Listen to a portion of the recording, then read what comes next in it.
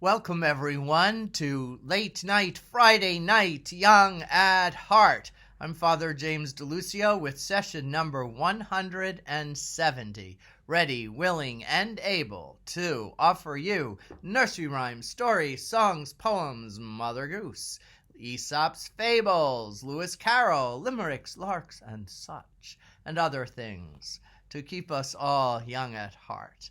I want to begin with a question this evening. How many of you are fans of Roald Dahl?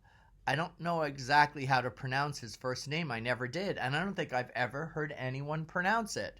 But it's Roald. Roald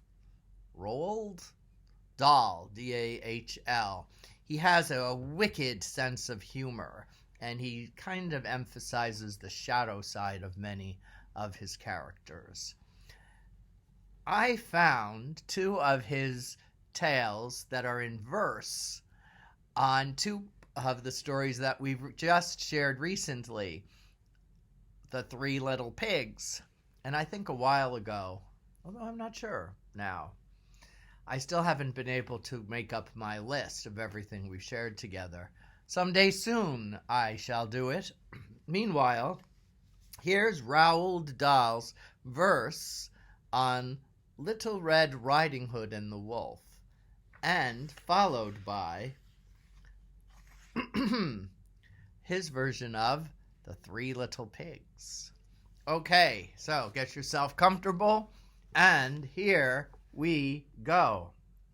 As soon as the wolf began to feel that he would like a decent meal, he went and knocked on Grandma's door. When Grandma opened it, she saw the sharp white teeth, the horrid grin, and Wolfie said, "May I come in?" Poor Grandmamma was terrified. "He's going to eat me up," she cried. And she was absolutely right. He ate her up in one big bite. But Grandmamma was small and tough, and Wolfie wailed, "That's not enough. I haven't yet begun to feel that I have had a decent meal."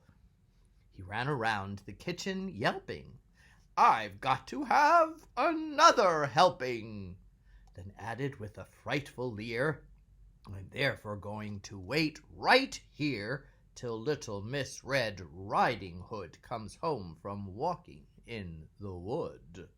He quickly put on Grandma's clothes. Of course, he hadn't eaten those. He dressed himself in coat and hat. He put on shoes, and after that he even brushed and curled his hair. Then sat himself in Grandma's chair. In came the little girl in red. She stopped, she stared, and then she said, "What great big ears you have, Grandma." "All the better to hear you with," Wolf replied. "What great big eyes you have, Grandma," said Little Red Riding Hood. "All the better to see you with," the wolf replied. He sat there watching her and smiled. He thought, "I'm going to eat this child. Compared with her old Grandmamma, she's going to taste like caviar." Then Little Red Riding Hood said, "But Grandma, what a lovely, great, big, furry coat you have." "That's wrong!" cried the wolf. "Have you forgot to tell me what big teeth I've got?" "Oh, well, no matter what you say, I'm going to eat you anyway."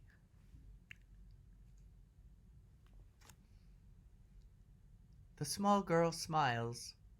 One eyelid flickers. She whips a pistol from her knickers. She aims it at the creature's head, and bang, bang, bang, she shoots him dead.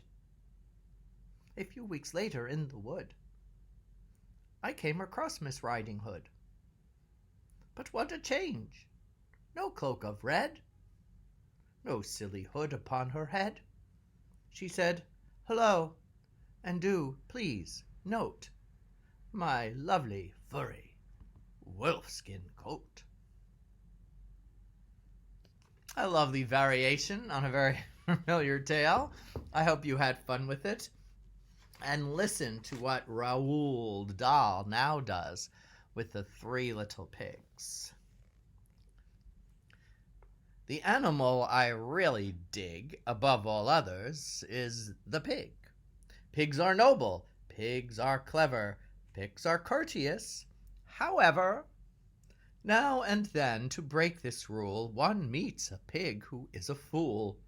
What, for example, would you say if strolling through the woods one day, right there in front of you, you saw a pig who'd built his house of straw?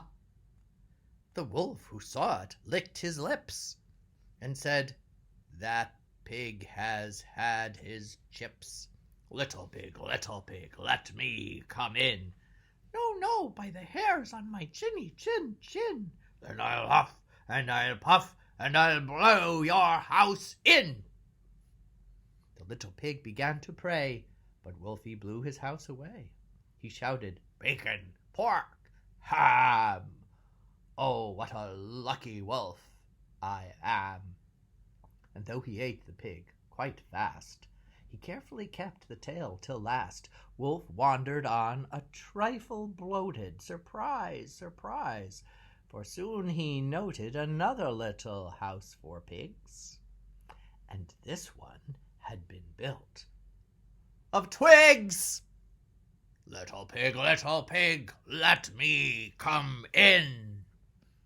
"No, no, by the hair of my chinny chin. "Then I'll huff, and I'll puff, and I'll blow your house in."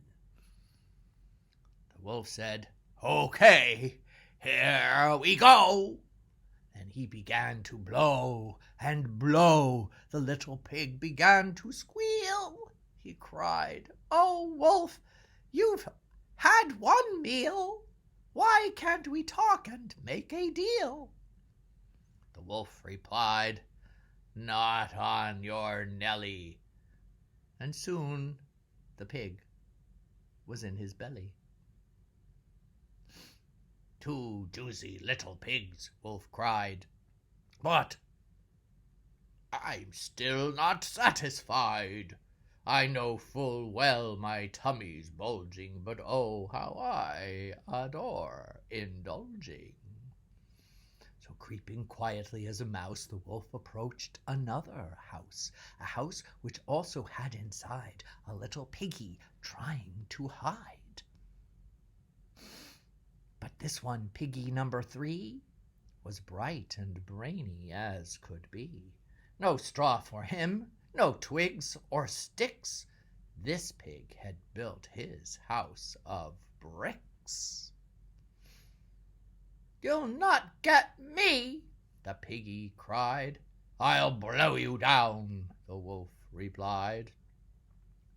"You'll need," pig said, "a lot of puff, and I don't think you've got enough." Wolf huffed and he puffed. He blew and he blew. The house stayed up as good as new. "If I can't blow it down," Wolf said, "I'll have to blow it up instead. I'll come back in the dead of night and blow it up with dynamite." Pig cried, "You brute, I might have known." Then, picking up the telephone, he dialed as quickly as he could the number of Red Riding Hood. "Hello," she said. "Who's speaking? Who?" "Oh, hello, Piggy. How do you do?" Pig cried, "I need your help, Miss Hood. Oh, help me, please. D'ye think you could?" "I'll try, of course," Miss Hood replied. "What's on your mind?" "A wolf!" Pig cried. "I know you dealt with wolves before, and now I've got one at my door." "My darling Pig, she said, "my sweet, that's something really up my street. I've just begun to wash my hair, but when it's dry, I'll be right there." A short while later, through the wood came striding brave Miss Riding Hood. The wolf stood there, his eyes ablaze and yellowish, like mayonnaise.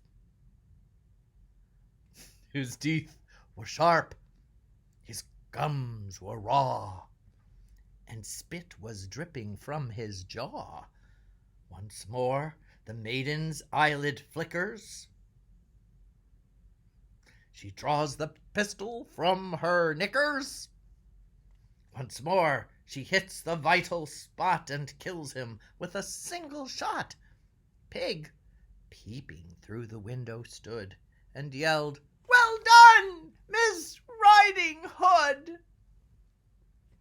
Ah, Piglet, you must never trust young ladies from the upper crust, for now Miss Riding Hood, one notes, not only has 2 wolfskin coats, but when she goes from place to place, she has a pigskin traveling case.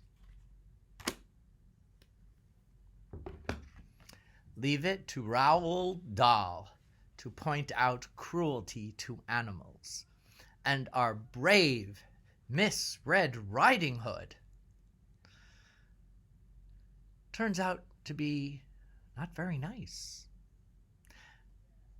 I don't know, what is it with men writing about women? They can't just leave them alone as heroes, heroines. No, they've got to have their dark side.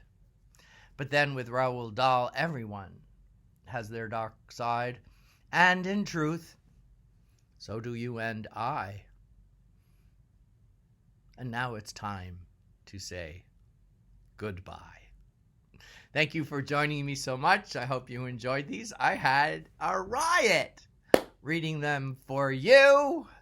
And I hope all goes well. Stay safe. If you're going out for an evening walk, wear your mask, please. And stay well and stay healthy, and God bless. Bye, everyone. Till next week, adieu.